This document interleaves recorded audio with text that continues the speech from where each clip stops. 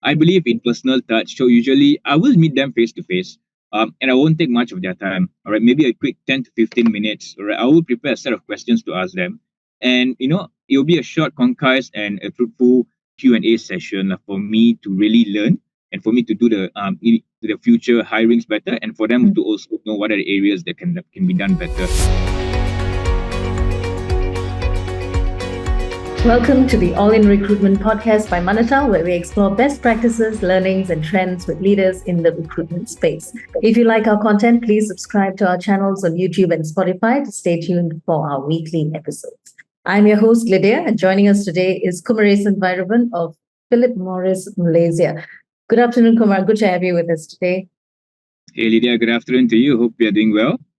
So, Kumar, walk us through your journey and what led you to talent acquisition. You've been in the field for quite some time now. So why is this something you feel very strongly about? Yeah.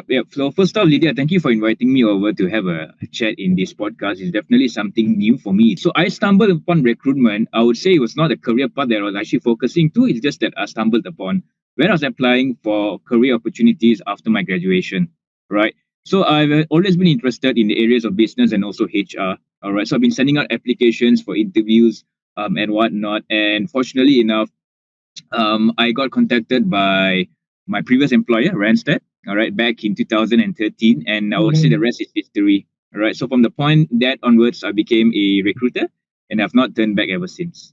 So what might be some key areas of focus for you in this role? Well, I would say in my current role as a talent acquisition lead, I am actually in charge of ensuring that the end-to-end recruitment process is actually delivered in a superb manner, in line with the global guidelines, right? And also to ensure that the entire recruitment stage, from the time we identify a candidate right up to the onboarding, right, is done seamlessly. And the main aim I like to just emphasize here is basically candidate experience, right? So everyone can do onboarding, everyone can do induction, or everyone can do recruitment. But I would say the thing that leaves an impact to a candidate is basically the experience or the how the candidate feels during the whole recruitment experience and also the onboarding. So over here right now, my main aim is to ensure that they have a pleasant onboarding experience and also for them to feel that they are welcome in the company. At the same time, their experiences are being valued in the company and they have a chance to actually put out what they have in terms of their experiences to the betterment of themselves from a career wise and also to the company as well. Right. And also for me, another thing that I like to emphasize in my current role is basically that I find for candidates that are suited for the role and also for their own career progression. All right. I do not believe in plug and play. I believe that careers are driven by individuals themselves. Right. And I find individuals that are committed to the particular opportunity. At the same time, they're also looking for career growth in their particular lifestyle as well. Right. So I look in these two areas. All right. So generally, when a vacancy comes along, a recruiter will come in and place someone, and then that's it, job done, right? But I ensure that I will take my time to ensure that it's a win-win situation both for the company and also for the candidate, because I believe that a candidate needs to learn from a particular role they're going through, and by the time they're resigning or moving on to better opportunities, I would always call them back and ask if they have actually learned something or if they've actually grown as an individual. And most of the time they did, and that's actually something that's rewarding to me. So in terms of candidate experience, right, you also talked about candidate experience at the beginning and also making sure that they understand the company. So how long would you define this experience? Okay, so that's a very good question, right? So when we have candidate experience, right, I usually break it down to different segments. I would say pre-hire, during hire, and post hiring, right? So pre-hire is basically the recruitment where we approach the candidate, the entire experience, the entire ecosystem from the time the candidate, if the candidate is an active candidate, they would have applied to the career side, the whole journey on how soon that they come back to them, the assessments, how soon they are completed, how soon they get feedbacks and whatnot. So a candidate will feel valued when there are constant feedbacks given to them. So that's pre-hire, right? And that's one thing I would say that a lot of candidates are actually not happy in that bit. All right, because they usually go around and say, hey, I applied for a role. I've not heard back from recruiter ever since, and now the job's closed. What happened in between? So I need to ensure that good or bad, even if the candidate does well or candidate does not do well, communications needs to be shared across to them. All right. So if they are good, progress them. If they're not good, do not keep them waiting. Close the gap and keep them in the loop for future opportunities. When during hire, we have to ensure that the offer process the due diligence process, and all the other processes done in a proper and concise manner while not skimming any areas. For example, if there are reference checks to be done, you need to ensure that it's done properly with proper references and not fake ones, right? So we have to ensure that the whole process is streamlined because the candidate will need to actually get their timing right for them to tender the resignations and do their notice periods and whatnot. Post hire is what I say is basically the experience during onboarding and also the first 6 months in the company. All right, that 6 will months. actually make or break. Yeah, the first 6 months of the company, right? So it's I not a would say 90-day count anymore. yeah, I would say that, yeah, 90 day is also good, but usually from the 90 date onwards to the next 90, right, is the time where they start to really get comfortable and assimilate themselves and they see whether if it's all that hype really what it is, right? So usually on the sixth month, is that's the time usually when the candidate gets confirmed, right?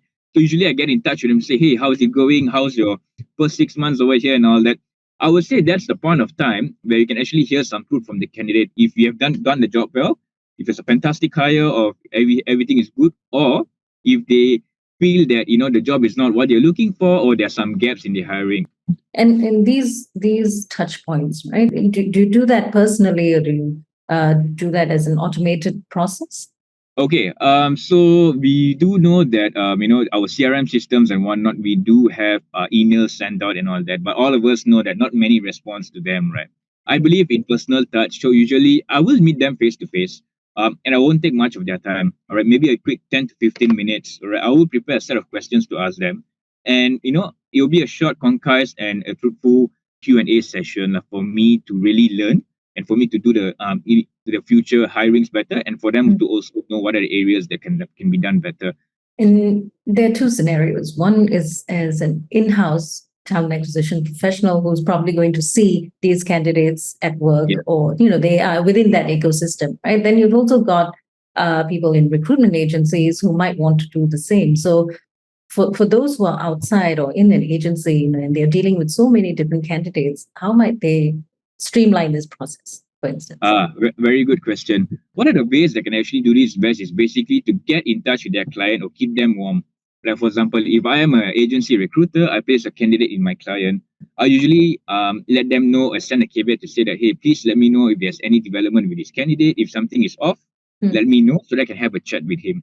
All right. So basically, during this time, the client in this case, right, they will let the recruiter know if there's anything happening or any promotion or any areas of concern. All right, because the first 3 to 6 months is usually they'll have a guarantee period of a candidate. If the person resigns or not performing well, there's a possibility that we can replace them. All right, provided there are certain T&Cs that we are abiding to, right?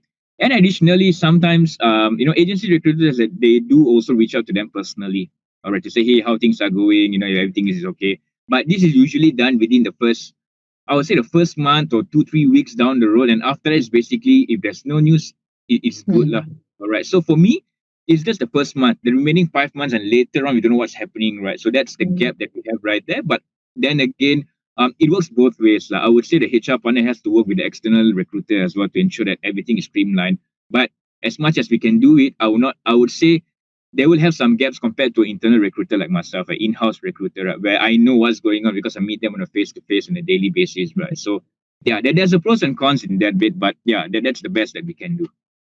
So going back to employer brand, the pre-hire stage, right, and positioning the company or the employer in the market, how do you go about positioning the employer brand in the market, Kumar? What might be a few value propositions that you offer candidates? And we know now you're dealing with multi-generational candidates out there, and you're also dealing with a time where candidate demands are changing rapidly. Yeah. So yeah, that's a very good question, right? So when you compare 10, 20 years back, right, in terms of the candidate market versus the employer's market, right, I mean, how the tables have actually turned right now, all right? So right now is actually a candidates market where there are surplus or a lot of candidates in the market, but the job opportunities are there and growing. So what I'm trying to say right now is basically the candidates have more choices and more reasons to demand more from the prospective employers, all right? So case in point, a very good example, I would say, is the flexibility given during COVID, all right, in terms of hybrid working, where you don't have to come to the office every single day, all right? You have to come to the office maybe once or twice a week, and the remaining days can work from home, all right? What has happened now is that automatically everyone is actually looking for a hybrid work week, All right. So some organizations, they are requesting everyone to return back to the office for full Monday to Friday, like pre-COVID times. But now candidates, if you ask me, they're asking for, as an example like this, hybrid working, can we work from home? Is there flexible working arrangements and whatnot? All right. This goes to show that the candidates are very uh, more aware of their rights, or and I'll say what's happening in the market right now, and they are much more um, not sure whether this is the right word to use it, but demanding in terms of what they expect from their employers as well, right? So because of this, we as employers need to ensure that we are up to date on what are the requirements of the candidates and what's happening in the world. All right. So right now, with the advent of World Wide Web technology and all that, most of them will be looking out to what's happening in more developed countries like Europe and whatnot, what's their practices and whatnot, and they're trying to replicate it over here. While we are not at the same level as Europe, we are almost getting there. So this goes to show that the candidates are also looking at non-monetary aspects as well, like additional days of leaves, shorter work week, flexi benefits and whatnot. So we have to position us in such a way that we are an organization that actually looks at all these other areas as well. And how we do that is basically to always revamp and relook at our benefits policies, all right, our non-monetary benefits policies, like what they do extra for the employees. As example, like wellness benefits, optical, dental. These are some of the areas as well, right? So we need to position it in such a way that the primary thing that we're offering is not money, but these other opportunities and the other benefits as well. All right. Definitely money is the main reason why we work, but non-tangible, non-monetary benefits are the other areas that the candidates are looking at. So we need to actually sell this when we speak to candidates, and also we actually share this across in our social media. All right.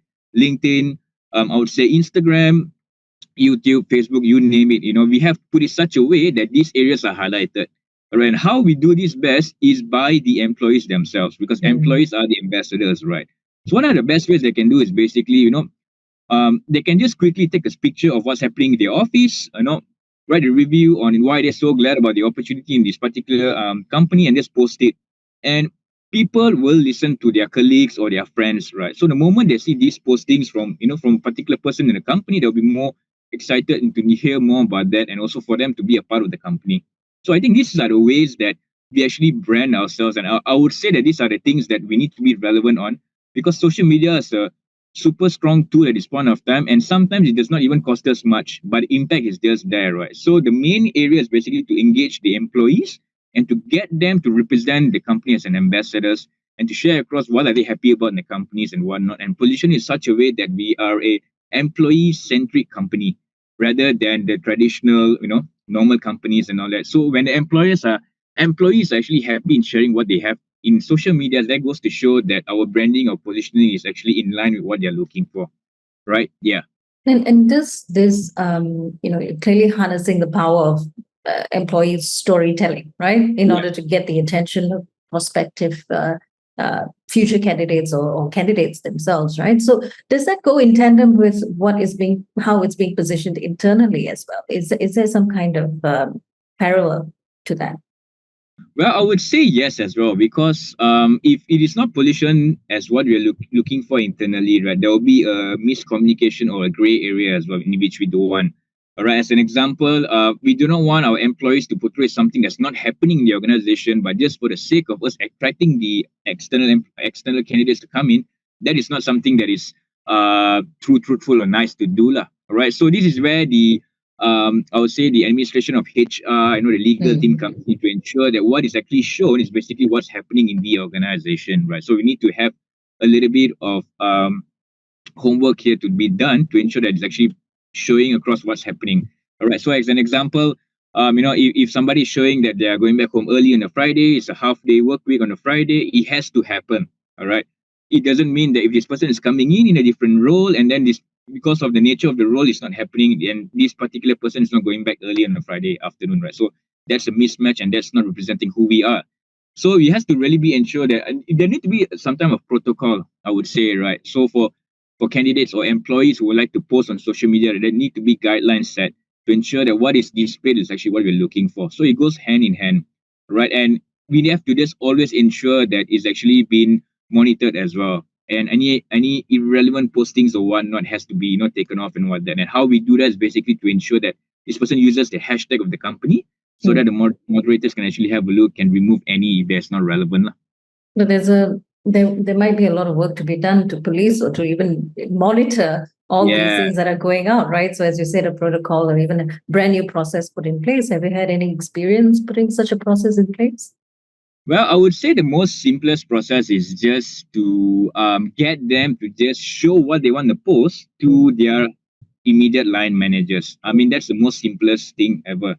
All right. So usually for me, when I share with my team to say that, hey, you guys go ahead and post things on social media, but please show a draft to your line manager before posting, because we need to know that somebody has seen it before posting it for to remain accountable. All right. I mean, the simple check step helps. Sometimes the hiring managers would take like, okay, this is not something that is relevant, delete it. If maybe they'll think like, okay, maybe you should write more. So if there's a person that's in the middle that's actually vetting it, in a way, it helps us to share more productive content. And at the same time, it reduces the governance from HR or whatnot to actually go everywhere and check it. Right. So I believe that this is one of the simplest ways we can do it, and we actually done it as well. And I would say that till date, no major issues has actually occurred. Excellent.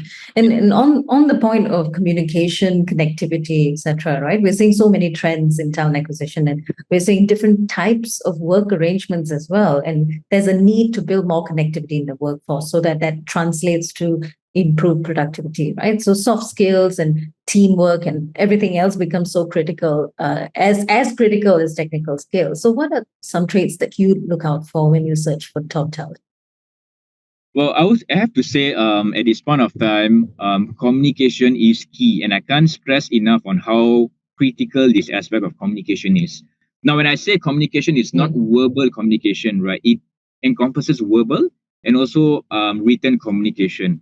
All right, you will be quite surprised on how the level of communication of certain fresh graduates are. I mean, sometimes it's a bit saddening to see the level of comprehension of the particular of the language, but I would say that these are things that can be trainable and people can actually improve from it, right? But first things that I actually see is basically communication, because people needs to articulate well. All right, they need to articulate what they have in their mind. They need to know how to communicate well. They need to know how to use the proper language, the proper words, and also proper writing skills and all that. All right, I will see this first. However, not all the roles require good communication skills. Some roles are basically more analytical in nature. Some roles are basically more moderating in nature, so you don't need more com skills, right? But I would still stress on com skills, because by the end of the day, if you have any problems at work or any suggestions or any areas you'd like to improve on, you need to actually communicate it properly to your manager, to your line manager, to your program manager. And that skill has to be there, because you need to say what you need to say properly with proper words. All right. So that's what I would see in a candidate. That's number one. Number two is basically the level of eagerness and the level of homework they have done for a particular role. All right. So as a fresh graduate, or anyone that's looking for a job in that matter, right? When you apply a role for a particular company, by right before clicking the word apply, you should actually know about the company. Where is it from? You know what it does, where's the headquarters is, what are the number of people that are working in the company, what does it do, where's the headquarters in a particular country and whatnot. A little bit of homework is required, lah. All right. So I would actually notice that when I'm actually in the call with the candidates, right? So that's a simple question. When I'm speaking to them, I say, okay, so would you be able to share a little bit more about the company? What do you know about us? And that's the time I would see whether have they done their homework or otherwise. All right. Because even if you apply for something, for example, if you're going for a restaurant, you know what you want and you order, for example, a nasi lemak, right? You order it and you know about it. So it would not be too hard for you to learn about the company and just share a little bit more on what do you have. You don't have to be very accurate. You just have to share what you know about the company. And that goes to show that you have done your homework. And that interests me. All right. That would say that, okay, this candidate has actually applied and actually read about the role, about the company. All right. Which goes in hand with my next point, is basically about the role that they're applying for.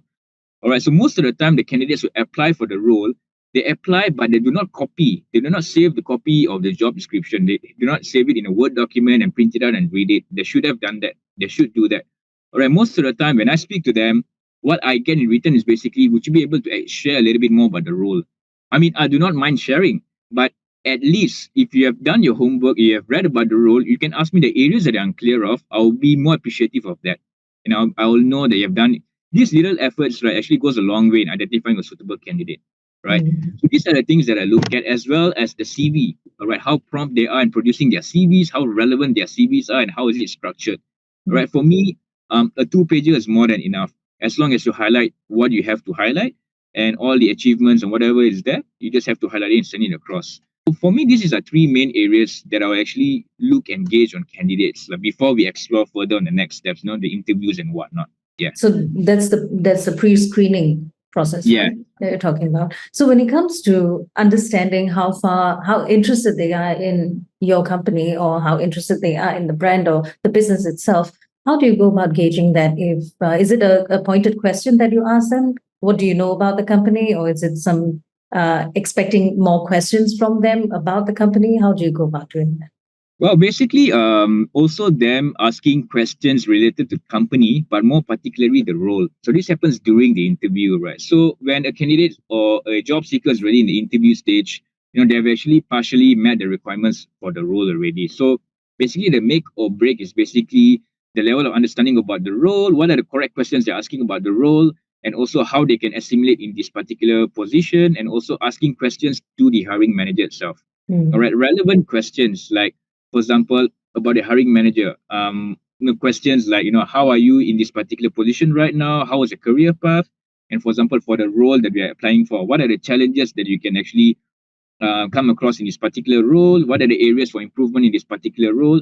How can my skills and benefits be of use in making the role better? So these are the roles. These are type of questions that shows that the candidate is very eager to be a part of the team and also to actually contribute their level best based on the experiences they have.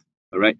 And for me, apart from this, right, we also need to find the culture fit of this particular candidate, right? You will be amazed that a lot of superstars, a lot of A-listers out there, right, are joining a company. By the end of the day, they leave. The reason why is not because they can't do the job, it's because of the culture. Maybe the culture is not what they're looking for. All right. So some companies are very boisterous. They're actually, very vocal. They are very happening. A lot of young crowds. So they usually, have lunches, long lunches at times, maybe have plans after work and not all that. And you are basically somebody who in the mid 30s or going towards 40, who is longing for, work-life balance. Let's come to work, do your work, stay back a little bit if you need, and then go back and tend to your family, right? So these are two different cultures, right? So we need to ensure that the job seekers also in the same wavelength of the current company's culture, because at the end of the day, you do not want this person, we do not want him to be set for failure, him or her to be set for failure. At the same time, we need to ensure that our current culture is maintained properly for optimal performance. These are the areas that are also probing very well as well by asking relevant questions, behavioral questions, in order for me to gauge. All right, and I would say that these are the two things for me that I'll see. The culture part plays a huge role in this area. So moving on to after they're hired and that 6-month period is over, and you also talked about understanding whether or not this is a successful hire. So what constitutes a successful hire, Kumar? And what aspects do you look into when you're hiring for, as you said, skills, culture especially, and also even the scope of development inside the company? Yeah, sure.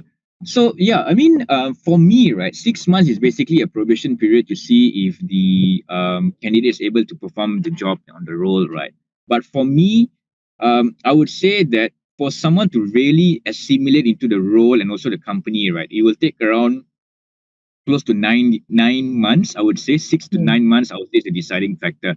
So usually the candidates. Does that depend? Sorry, Kumar. Does that depend on the level that they're coming in? I would say yes and no, depending on the level and also the characteristics of the job, right? So, for example, if it's a fresh graduate, a fresh hire, I would agree closer to 6 months. That would be okay because they're in a transition where they were a student and now they're a working adult, right? So, I would say the first 6 months would be a time where they actually learn. Well, this is basically a role. You have to work like this and whatnot, right? But for experienced hires, right, I would say from 6 to 9 months is basically the time where they decide if it's something for them or it is not. All right. Case in point is because you can't learn everything in 6 months. And at the same time, from the 6th to the 9th month, from the time you're confirmed, and the 3 months after is the time where you are fully assimilated in the role and you know whether you have enough information to perform the role or you are still 50-50 in this particular role. All right. So this is more prevalent at this point of time where a lot of like I said, is a candidate market, right? So they are a lot of jobs outside there, and they can just switch, even though they've just worked in a role for 6 to 9 months, they can still switch, and even recruiters will still be speaking to them, which is a contradictory practice 10, 15 years back, where they're looking for loyalty, employer loyalty.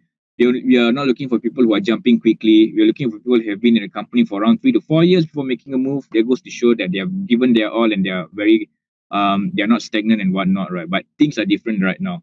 All right. So for me, when it comes to what constitutes a successful hire, I would say the most basic thing is basically to go to the new candidate or the candidate that have placed, right? Just go to them and ask them how you're doing after 6 to 9 months, right?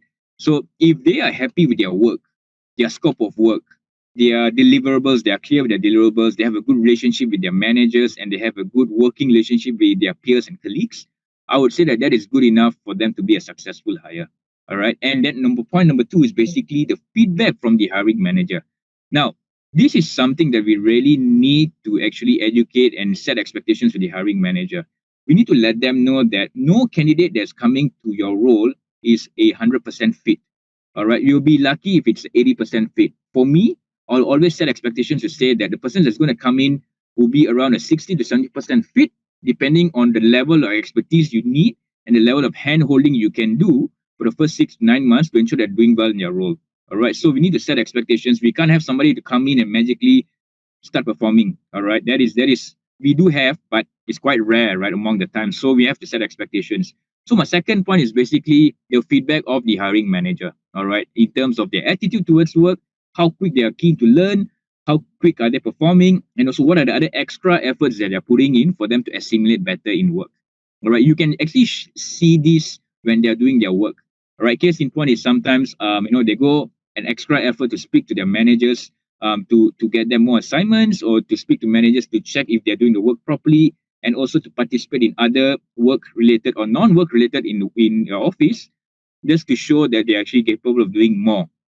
Right. So these are basically the parameters that I look at.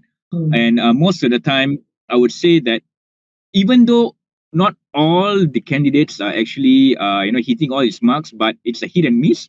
By the end of the day, it all boils down towards the relationship between the hiring manager and also the candidate.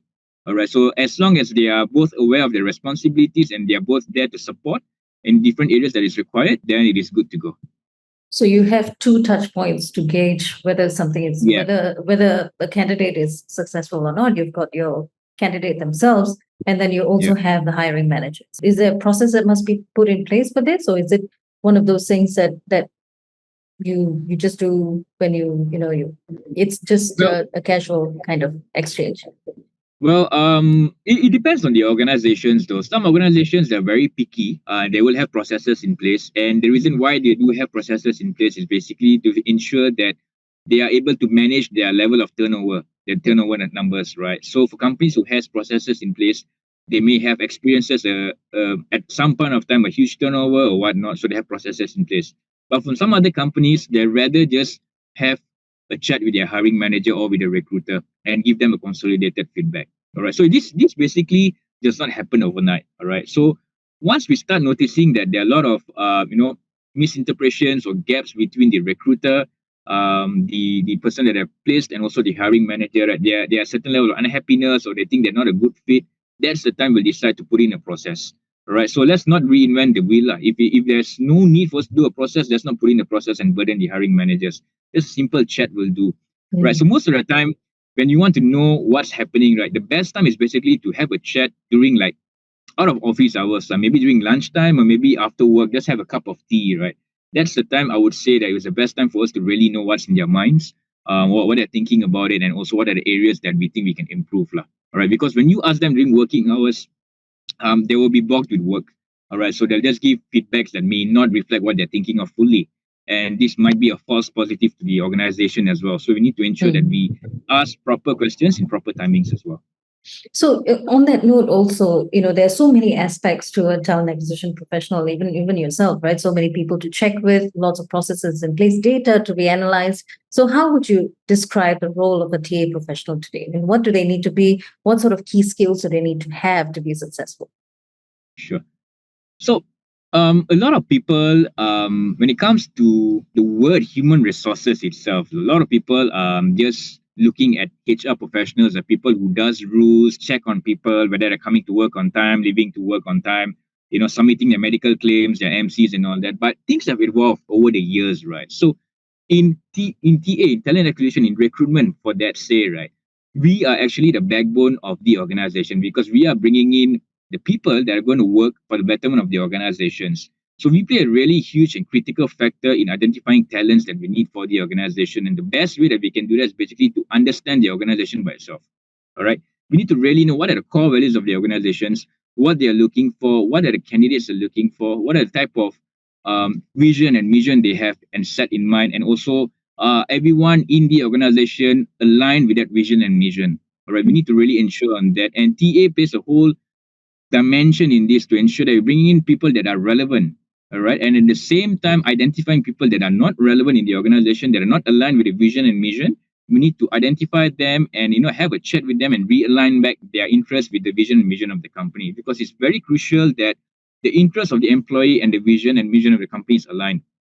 All right. So when we are bringing in candidates, we need to ensure that we do not only look at them for this particular point of time. We're looking for them at future as well. All right. In the next 2 to 3 years, will this person be able to move different roles? Will this person be able to be a leader, a senior leader? Is there career progression going on? So we need to look at this from a whole perspective, not only for somebody who's going to work in a role for a year or two. All right. So this goes to show that talent acquisition, if you are looking to become a recruiter, you need to actually learn the company. You need to learn about the industry. You need to learn about the talent market as well. All right. Which company is hiring the most talent for which role? Why are they hiring for that? All this analytics and data is very, very required. All right. So you need to actually go through I would say data for you to actually go back and speak to your hiring manager on the recruitment trends and also where to get the best people from. All right. So always remember that recruiters are the people on the ground. All right. Sometimes hiring managers will come to us and set us unrealistic expectations. We need person with skills A but based in B and able to do C. Right. So how do you manage that? Yeah. So these are the things that I would say most of recruiters will have that, right, in some point of their time, if not. Right. So when we have a job brief or when we have a discussion with the hiring managers, right, we will listen to what they have to say. All right, for sure, what they're looking for and whatnot. But we are the eyes and ears of the market. So we have to go down to the market, and based on their requirements, we need to do a search to see if there are people along those lines of experiences or expertise they're looking at. Right. And we come back to them and speak to them with facts and data. All right. So there's no facts, there's no data, they're not going to listen. All right. So when you bring in back facts and data and present it in a very basic manner where hiring managers can understand, right, they will change their perspective and their points because you have the data. All right.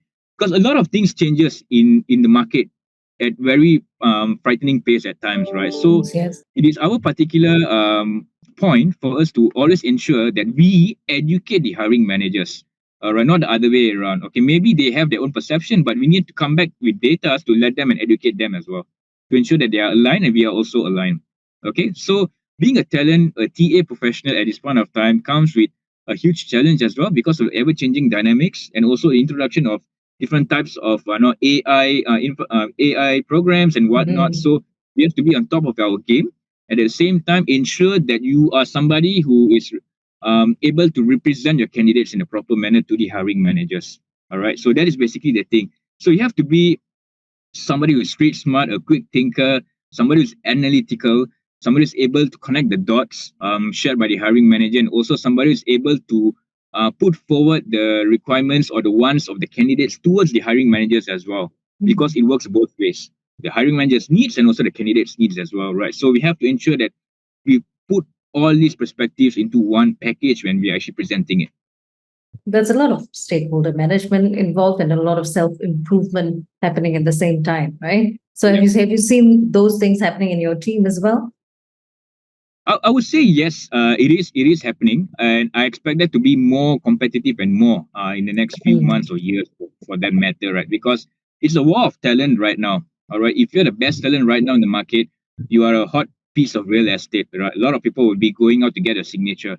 So we need to learn. We need to identify that hot talents or hot markets, what is up to, and when the moment comes for us to actually speak to them and hire them, we need to move quickly as possible, right? So we need to ensure that we know all this, and also people, candidates within employees within the organization, and also hiring managers, they need to also upskill themselves. All right, read the news, go on LinkedIn, come up with different types of courses, enroll into courses for them to upskill themselves for better future prospects as well. So we're seeing widespread adoption of the AI, and talent acquisition professionals are no strangers to AI as well, especially in the past few years, right? So how do you think TA professionals can benefit from AI? I would say it's a huge boon to TA professionals, right? Because AI can actually help them to simplify or minimize the level of research and data they need to do. All right. While I am a fan of AI, but I will not fully trust the data from AI because it's only there to actually guide us, but we can't actually fully base AI specs on real life, right? So I will use that. I'll use AI as a tool for me to get the data that I need, and using my expertise and also the current market trends, I'll be able to analyze it better. This helps me to save time and also other TA professionals as well, and to come back to the hiring manager with any particular reports or any particular updates on particular talent trends across a particular area. So AI does help us to cut time. And in recruitment, time is of the essence because Of the course, moment yes. that you identify a candidate and you do not proceed to move as quickly as possible, there will be another recruiter from another company coming in and just swooping him or her away, right? So, yeah, for me, AI, the major boon for recruiters is basically saving time and also saving huge amount of time, and also accuracy wise, I would say still a lot of work to do, but I would say time is of the essence, so it helps in that way. And there are plenty of automation tools right now, outside and also within AI itself. So what kind of impact do you think these recruitment technologies and tools will have on talent acquisition? Yeah. So another point of AI I like to share is basically that in terms of simplification of tools and all that. I mean, things like, for example, applying for a role, applying for a particular job in a particular career site, right? So initially, you have to upload your CV, you have to put in the details by yourself, upload your certificates and whatnot. But I think with the advent of AI, a lot of these things are simplified in a matter of 2 to 3 clicks, and you're done. All right. So this helps candidates to upload their details and documents better with more accuracy. All right. That's something that you're looking for, and for TA professionals to actually have quicker time in reviewing and also determining whether if this person is a good fit or otherwise. Again, it saves time, but from the candidate's perspective as well, it gives them a better opportunity for them to present themselves in a better way in the minimum time and also with lesser clicks. Right. So it goes to show that the candidate can actually now go and apply for more jobs, more relevant jobs in a shorter time compared to last time, where they need to spend around, I would say, 10 to 15 minutes to actually upload their details in a particular career site before moving to another. All right. So this actually helps candidates to move quicker. And at the same time, candidates can also be auto notified on the recruitment progress. Right? For example, if a TA professional moves the status of the application from pre-screening to phone screening or assessments, the candidates will be notified. So this saves recruiters time as well. They don't have to call the candidate to say, hey, okay, you need to do an assessment now and whatnot. Right now, it's actually automated. The moment you move, the moment you accept or you reject, all the notifications will go to the candidate. So it helps the overall candidate management process and also the overall recruitment experiences. All right, depending on how you tailor-made the email prompting to the candidates and whatnot. So it helps us to a certain point, but I believe in a certain point or that particular whole ecosystem, right? I would say that there will be a time where we still need to get into a call and let them know what's happening. But AI helps us to remove more paperwork and steps and get us to be more personalized in that area. Right. So what advice would you give someone starting out in talent acquisition or even in recruitment right now in today's context? All right. So yeah. So recruitment is a very I would say a very good role for somebody who is an extrovert, and also somebody who is very keen to meet people, speak, and build relationships and build different types of working relationship, and also within the office and outside the office. Right. So having said that, right, I am actually a mix of introvert and extrovert, like, to be honest. So But what recruitment what actually they taught call an me. ambivert. Yeah, there you go. That's the word for it, right? So recruitment helped me to actually be more socialable, and I'm actually surprised at myself and how my particular career made me into who I am right now, right?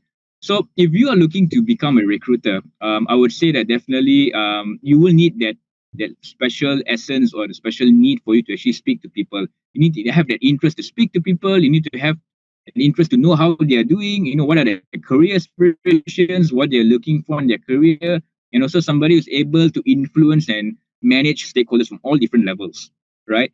At the same time, recruitment is basically connecting the dots, all right, and also basically how you manage the candidate's expectations and also the hiring manager's expectations into coming to a same common line for you to actually proceed and get your job done. All right, so that's number one. Number two is you be prepared to learn more about your market, your industry, and also the people that are within a particular industry. All right, so a lot of learning is required, a lot of reading, a lot of info, particular industry, a lot of data, a lot of research is required for you to become the best out there. All right, so always keep on learning. At the same time, also always speak to industry leaders. When you have a chance to speak to industry leaders, or senior people within the organization, hear what they have to say on LinkedIn or their videos or their thoughts on LinkedIn or social media. Read, get yourself equipped, understand, and learn more, right? And lastly, I would say that keep abreast with the latest AI technologies and also the recruitment technologies right now. All right, I would say that right now there are a lot of startups, a lot of new different technologies that are coming up right now, and you'll be amazed at how simplified things are right now compared to how things were 10 years back. So keep yourself updated on that. And also always remember that at the end of the day, recruitment is basically how you have that personal touch with your candidate. All right. At the end of the day, no matter how many new AI technologies comes in, right, there'll always be the human touch that we need at the end of the day to ensure that you understand and you have that connection with your particular candidate. Indeed, Right? Yeah. technology, connectivity, and keeping in touch is all part of candidate care, right? So thank you very much, Kumar, for your time. So drop us your contact details so that the audience can connect with you. If they want to find out more, if they want to have a chat with you outside. Sure. Sure. So if you'd like to reach out to me anytime, you can go up to my LinkedIn, my name, Kumeresen Vairavan. You can also head on to my Instagram as well. You can actually just reach out to me, the same name. You can reach out to me as well over there. And I've also launched a page on LinkedIn and also Instagram called Career Inspires. It's CAREER space INSPIRES. All right. So this is something that I just started off very recently within the HRs and recruitment space. I'm actually going to share a little bit more about a recruitment perspective, my thoughts, my blogs about recruitment and whatnot. So all of these things will be uploaded there. All right. So I've just launched this like close to a month ago. So a lot of work is in progress, but you can see that space booming in the near future. So watch that space. Right. So that's a side gig or that's your personal project, is it? Yes, it is. Well, congratulations on starting that and all the best for it. And thank you very much again. We have been in conversation with Kumeresen Vairavan from Philip Morris, Malaysia. Thank you very much for joining us and stay tuned for more weekly episodes.